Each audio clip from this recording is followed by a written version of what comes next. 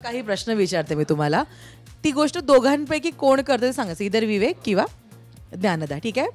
सेटवर लेट कमर कोण आहे? लेट कमर असं कोणी नाही म्हणजे आता बघ कसं होतं की खूपच लेट. जसं फॉर एक्झाम्पल काल आमचं खूप लेट पॅकअप झालं, कारण परवा खूप लेट झालं होतं. काल आमचं खूप लेट पॅकअप झालं. ती 3 वाजता काहीतरी घरी पोचली, मी 2:30 वाजता घरी पोचलो वगैरे. सो आज लगेच इथे 9:30ला येणं होतं, मग आम्हाला 10 सव्वा 10 वगैरे असे आम्हाला वाजले इथे यायला. लेट अदरवाईज कोणी असंही नाही. ओके. सेटवर दोघांपैकी फेवरेट कोण आहे? कोण फेवरेट आहे लोकांचं?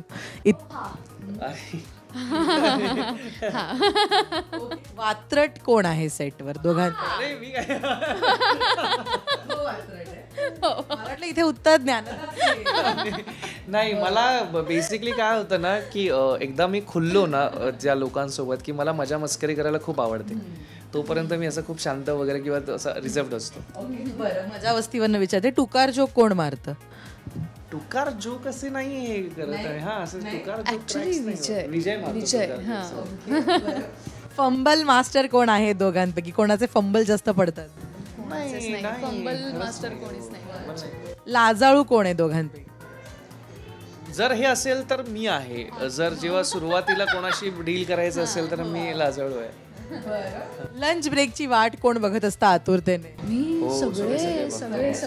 कारण ना इथे मी जसं म्हटलं ना की इथे रोज आम्ही चिकन खातो, जे मला डाएटसाठी लागतं वगैरे. मी रोज चिकन बिर्याणी खातो वगैरे इथे. सो मला खूप इंटरेस्ट असतो इथल्या जेवणामध्ये. ओके. दोघांपैकी चिडकं कोण आहे? हो.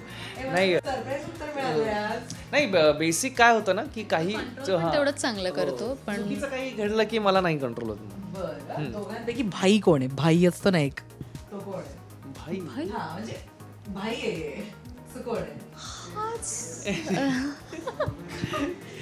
तुझ्यातले सगळे गुण बदललेत का असं मला का वाटतंय? तू माझ्यात आणि मृणालमध्ये विचारलं असतंस तर मग मी भाई आहे. आमच्या दोघांमध्ये कम्पेअरच केलंस तर मग जरा जास्त. अदरवाईज वी आर इक्वल तसं बघायला गेलं. या संगीत सोहळ्यासाठी डान्सची सगळ्यात जास्त रिहर्सल कोणाला करावी लागली? नाही करावी लागली, करायला हवी होती खरं तर. म्हणजे ही तरी गेली एकदा. त्या दिवशी अचानक भयानक आम्हाला फोन आला दुपारी की आज संध्याकाळी रिहर्सल आहे. तर नेमकं मी नव्हतो तेव्हा, पण ही होती. पण ही ठाण्यावरून आली बँड्राला वगैरे. सो पण ती मला असं वाटतंय की मीही खरं तर करायला हवी होती. अजून छान होऊ शकलं असतं. ज्ञानदा आणि विवेक मध्ये इमोशनल कोण आहे? सगळ्यात पहिले इमोशनल कोण होऊ शकतं? दोघंही इक्वली इमोशनल आहोत. हो. रिटेक कोणाचे जास्त होतात? असं काही कधी कधी ना म्युच्युअल असतं. आणि कधी कधी सगळ्याच म्हणजे जेवढे केवढे आर्टिस्ट आहेत ना, कधी कधी कोणाचा तरी एक लूप लागतो की तेव्हा मूड वेगळा असतो कदाचित, बॅक ऑफ द माइंड काहीतरी वेगळं सुरू असतं, तेव्हा कोणाचंही होऊ शकतं. पण ते कधीतरी असतं, असं रिटेक्स नाही होत. Thank you so much. लग्नानंतर होईलच प्रेम.